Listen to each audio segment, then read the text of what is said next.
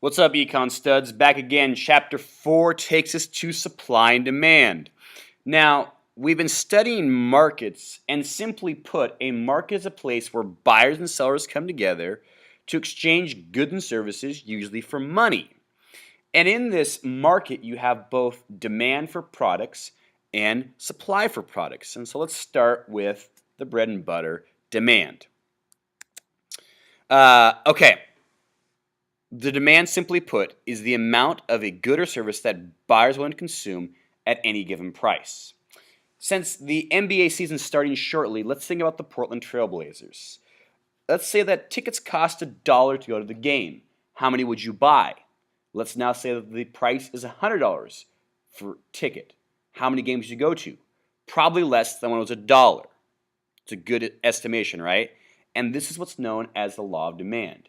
Simply put, the higher the price, the less quantity demanded there is for this. Let's do this on a little table. So, on my table, I have price listed out at $1, $20, $50, $100, and the quantity that corresponds with each price. This is known as a demand schedule. And next to it, I'm going to go ahead and graph this out. So if I do this demand schedule on this graph, at $1, I'm willing to go to 25 games. At $20, I'm willing to attend 10 games. At $50, I'm willing to go to 4 games. And at $100, I'm willing to go to 1 game. If I went ahead and draw the curve now for this, I have my demand curve. A couple things to point out on this graph, which is going to be true for all graphs in economics when it comes to supply and demand. The price is going to go on the vertical axis and the quantity is going to go on the horizontal axis. You also notice that the demand curve is downward sloping. So demand equals downward sloping.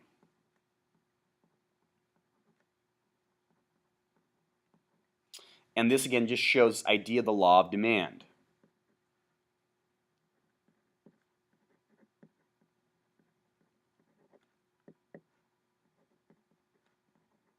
Which is as price increases,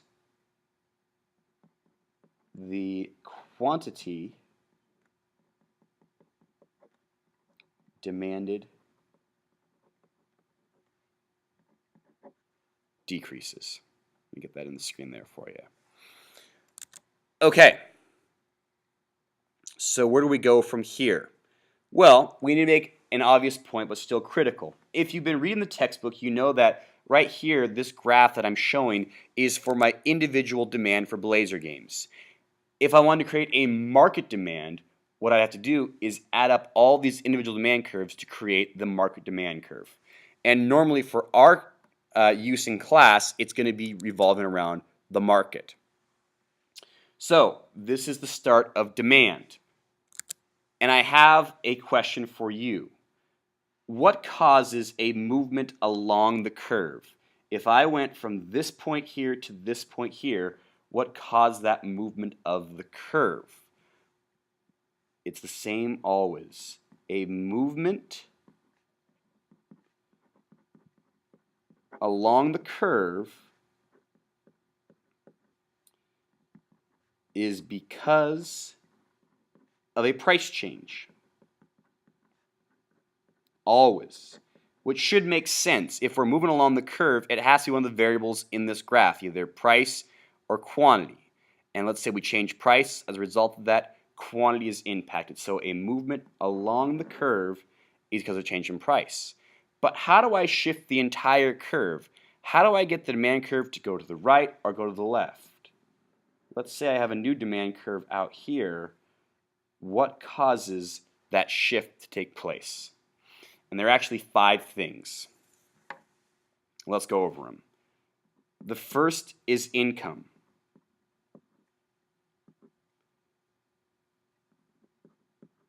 When you earn more, you demand more. If this is true, we have what's known as a normal good. Most things in life are normal goods. We also have the idea that when you earn more,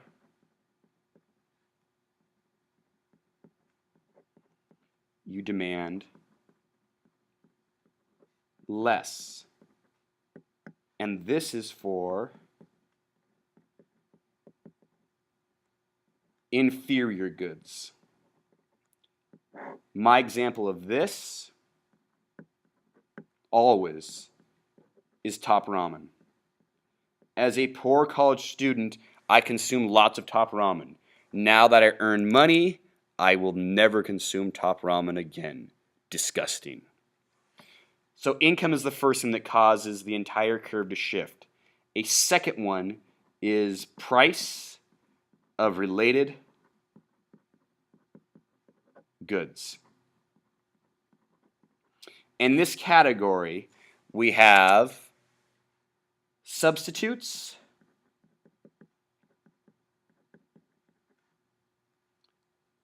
and complements.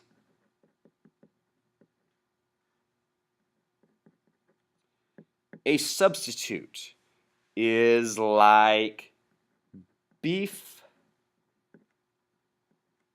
or chicken. If the price of beef goes up, this will cause you to demand more chicken at every price point. It's going to shift the entire demand curve for chicken to the right. A complement is like hot dogs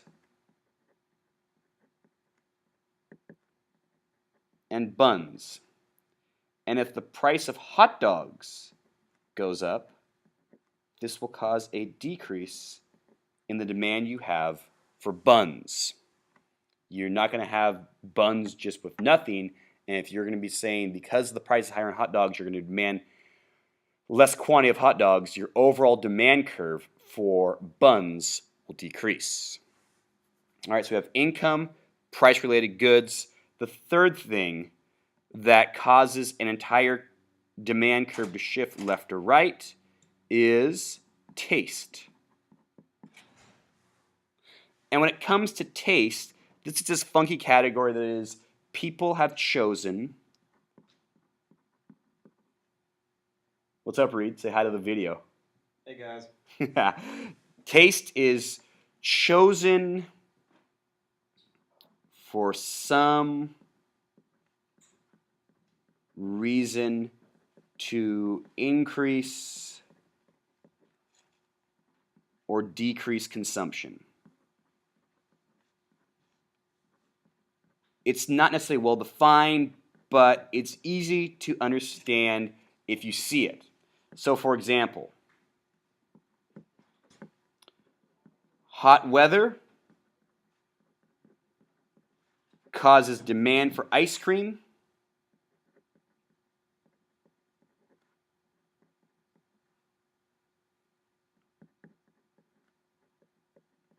What do you guys think? Go up or down? To go up. Exactly right.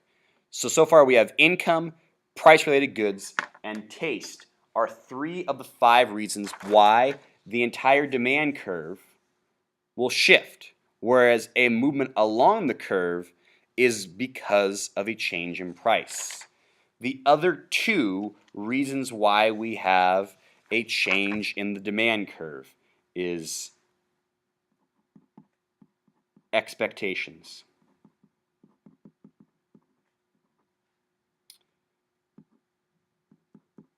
If you expect the price to be higher next week,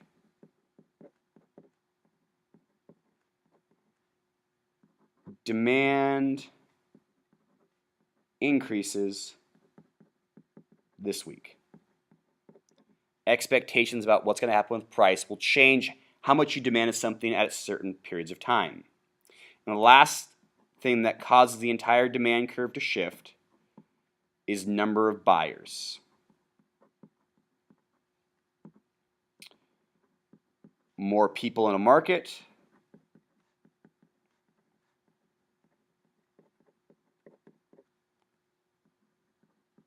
More demand. Now, I think of these 5 things: income, price-related goods, taste, expectations, and number of buyers. These are the 5 things that cause the demand curve to shift. They're the only 5 things that cause the demand curve to shift. And frankly, you need to memorize these things, because if you know how to shift the demand curve, you're going to be set for a lot of things. And I think a little acronym to help me out. It means nothing except in the sense of this econ class, and it is IP10. Income, price of related goods,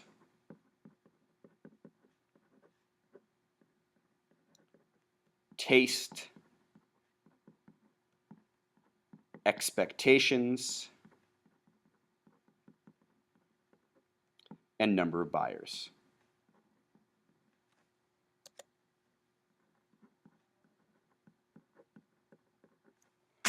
These 5 things will cause shifts of the demand curve, whereas the movement along the demand curve, as I showed it in our original graph, was again caused by movement along, or it's caused by price, caused by price.